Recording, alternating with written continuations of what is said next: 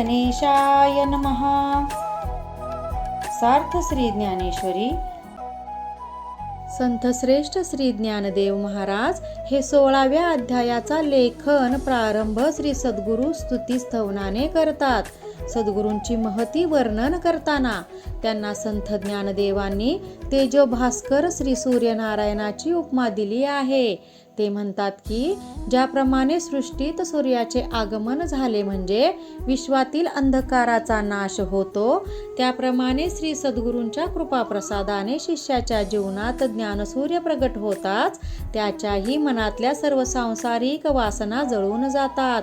जीवाचे अज्ञान दूर होते. तो स्वजन्माचे कल्याण साधून घेण्याचा विचार अनसायास करू लागतो. ज्ञानाचा उदय अन अज्ञानाचा नाश झाला की अंतरीच्या ईश्वरी आत्मतत्वाची ओळख होऊन शिष्य स्वानंद सुखात रमू लागतो. अशा प्रकारची सद्गुरूंची स्तुती करून ते म्हणतात की माझा पाठीराखा सखा सद्गुरू श्री निवृत्तीराया यांच्या कृपेनेच मला भगवद्गीतेवर भाष्य करण्याचे ज्ञान अन अपूर्व शब्दकळा प्राप्त झाली आहे. जे परमगुह्य भगवंतांनी या गीतेद्वारे अर्जुनास सांगितले तोच भाग प्राकृत मराठी भाषेतून मी तुम्हास निवेदन करणार आहे. मागील अध्यायात अर्जुनास जे गुह्यतम ज्ञान देताना भगवंतांनी असे म्हटले आहे की त्या ज्ञानप्राप्तीसाठी साधकाच्या अंगी योग्य असा अधिकार यावा लागतो. तो योग्य अधिकार प्राप्त होण्यासाठी कोणती गुणसंपत्ती हवी, ती कशी मिळवायची, तिचे फायदे काय हे वर्णन करून सांगणे हाच या 16व्या अध्यायाचा मुख्य विषय आहे. भगवंत अर्जुनास सांगतात की जिज्ञासू साधक उपासक हा पात्र अधिकारी होण्यासाठी त्याचे अंगी काही दैवी गुणसंपत्ती असावी लागते. ईश्वरी ज्ञानप्राप्तीसाठी अंगी असणारी दैवी गुणसंपत्ती हे एक साधन आहे. त्यानंतर प्रभू अर्जुनास सांगतात की ती दैवी गुणसंपत्ती 26 प्रकारची आहे. उपासकाला आवश्यक असणारे 26 गुण कोणते ते स्पष्ट करून सांगताना प्रभू म्हणतात अभय, सत्वशुद्धी, संयम, दान, दम, यज्ञ, स्वाध्याय, आर्जव, तप, अहिंसा, सत्य, अक्रोध, त्याग, शांती, अपैशन्य, अलोलुपत्व, दया, मार्दव, धुती, लाज किंवा लज्जा, अचापल्य, तेज, क्षमा, शुची, अद्रोहत्व आणि अमानत्व हे ते 26 गुण आहेत. या दैवी गुणसंपत्तींनी परिपूर्ण असणारा जिज्ञासू आर्तजीव हाच श्रेष्ठ अशा मोक्ष सुखाचा अधिकारी होऊ शकतो. परंतु माणूस ह्या दोषांच्या बेडीत अडकलेला असून त्याच्या प्रगतीत अडथळा ठरणारी जी बेडी आहे ती बेडी कोणत्या दोष गुणांची आहे हे सांगताना प्रभू सांगतात दंभ, दर्प, अभिमान, क्रोध, पारुष्य आणि अज्ञान हे ते 6 असुरी गुण आहेत. अगदी फार पुरातन काळापासून मनुष्य प्राणी या 6 गुणांच्या बेडीत अडकलेला असल्याने त्याच्या हातून जी जी कर्मे घडतात ती पुण्यकारक नाही तर पापचरणाकडे जाणारीच असतात. या त्याच्या आचरणात त्याला अधोगतीस न्यायला प्रामुख्याने जर कोणते दोष जबाबदार असतील तर ते म्हणजे काम आणि क्रोध. ज्याच्याकडे या 6 दोषांच्या असुरी गुणसंपत्तीचे प्राबल्य अधिक आहे तो माणूस जी जी पापकर्मे करण्यास प्रवृत्त होत असतो त्यात शरीर सुख, स्त्री संग ह्यांचा मोठा वाटा असतो. माणसाची सापेक्ष इच्छापूर्ती न झाल्यानेच तो दुःखी, कष्टी, हताश आणि निराश होतो.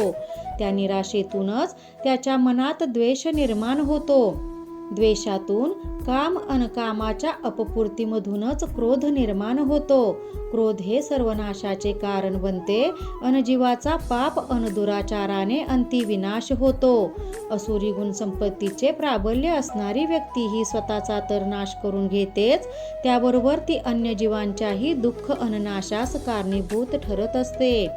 अशा असुरी गुणसंपत्तीची माणसे धनाच्या लालसेपोटी नको नको ती कृतकर्मे करतात.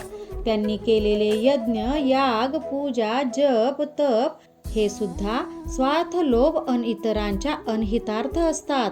भगवान श्रीकृष्ण अर्जुनास सांगतात की असुरी गुणसंपत्ती ही मानवाच्या हिताची कदापि नाही, ती घृणास्पद आहे.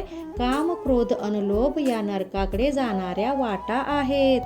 अर्जुना, याचे याहून अधिक वाईट असे वर्णन ते काय करावे. हे 3 दोष म्हणजे प्रत्यक्ष नरकाच्या दरवाजाचे उंबरठे आहेत.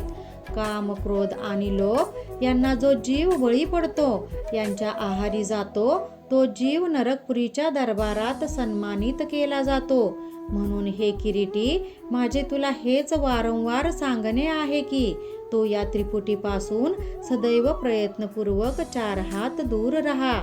ज्यावेळी ज्ञानी, विवेकी, विचारी मनुष्य हा काम, क्रोध, लोभ यासारख्या अवगुणांचा त्याग करेल, तेव्हाच 4 पुरुषार्थ मिळविण्याची गोष्ट करण्यात अर्थ आहे. भगवान श्रीकृष्ण अर्जुनास म्हणतात की जोवर माणसाच्या ठाई हे 3 गुरु आहेत, तोवर कोणीही मोक्षार्थ गेला त्याचे कल्याण झाले असे निदान मी तरी आजवर ऐकलेले नाही. ज्या जीवास आपले कल्याण व्हावे असे खरोखर वाटत असेल, ज्याचे मन नरक यातनांना घाबरत असेल, त्याने या 3 दुर्गुणांपासून स्वतःस दूर राखावे. त्यांची कधीही संगत करू नये. यांची संगती करणे म्हणजे पोटी पाषाण बांधून सागर तारून जाण्याचा प्रयत्न करणे किंवा जगायचे आहे म्हणून काळकुटासारखे विष प्राशन करण्यासारखेच आहे. या काम, क्रोध, लोभाच्या संगतीने आपला काही फायदा होईल, हित साधेल असा विचारही तू तुझ्या मनात आणू नकोस. ज्यावेळी सहजगत्या या 3 गुणांची आपल्या पायातली बेडी तुटेल, त्याच वेळी आपल्याला आपली आत्मसुखाची वाट चालता येईल. जोवर शरीरात कफ, वात, पित्त उत्पन्न होत नाही, जोवर नगरात चोऱ्या, चहाड्या, शिंदाळ्या घडत नाहीत, जोवर त्रिविध तापापासून अंतःकरण मुक्त होत आहे, तोवर ते शरीर, ते नगर, अंतःकरण हे सुखी समाधानी असते. ज्याने काम, क्रोध, लोभ यांचा त्याग केला आहे, ज्याने साधू, संत, सज्जनांचा संग धरला आहे, अशा जीवासच मोक्षाचा लाभ होतो. मग असा भाग्यवान जीव हा त्या सत्संगाच्या बळावर सतशास्त्राच्या सहाय्याने जन्ममृत्यूची अरण्यातील बिकट वाटा या सहज काटू शकतो.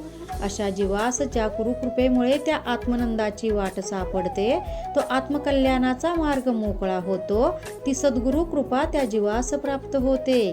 अशा सद्भक्ताच्या मनातील अतीव प्रेमापोटीच त्याला आपल्या माऊलीची भेट होते. त्या भगवंत भेटीने जीव इतका सुखावतो की त्यास संसार प्रपंचाचा ताप जाणवत नाही. तो त्या तापापासून मुक्त होतो. अशा प्रकाराने ज्याने निश्चयात्मक भावाने, वैराग्य भावनेने या 3ही दुर्गुणांचा आपल्यामधून पूर्णपणे झाडा केलेला आहे, जो सर्वार्थाने मुक्त झाला आहे, तो आत्मारामाची भेट होणे, सुखानंद भेटणे या अनुभूतीस प्राप्त होतो. ते मिळवण्याची त्याची पात्रता तयार होते. म्हणूनच हे 6 असुरी गुण पूर्णपणे त्याज्य आहेत. त्यामुळे प्रत्येकाने प्रयत्नपूर्वक ह्यांचा त्याग करायला हवा. जर खऱ्या अर्थाने आपल्या प्राप्त नरजन्माचे कल्याण व्हावे, मोक्षमुक्तीचा स्वानंदाचा अनुभव मिळावा असे वाटत असेल, तर या गुणदोषांचा त्याग करून सत्संगती धरायला हवी. सत्पुरुषांच्या संगतीने सद्विचार, आचार ह्यांनी आपण आपल्या आत्मस्वरूपाची ओळख करून घ्यायला हवी. शेवटी इतके सांगून झाल्यावर भगवान श्रीकृष्ण हे अर्जुनास म्हणतात की शास्त्रधर्मानुसार उचित आचरण करून, असुरी गुणांचा नाश करून, शुद्ध सात्विक दैवी गुण संपत्तीचा विकास करून आपणच आपले कल्याण कसे साधायचे ह्याचा अर्जुना तू नीट विचार कर. संजय म्हणतो. यावर अर्जुन साशंक मनाने काय अन कोणते प्रश्न विचारतो अन भगवान त्यास कोणते उत्तर देतात ते पुढे पाहूया. संत ज्ञानेश्वर महाराज म्हणतात, श्रोतेजन हो, या अध्यायात दैवी अन असुरी गुणसंपत्तीचा विचार करून आपण या पुढचा भाग पुढील अध्यायात पाहूया. रामकृष्ण हरी. कृपा त्या ज्ञानेश्वरीची, करून घ्या शुद्धी भक्तीने अंतरंगाची.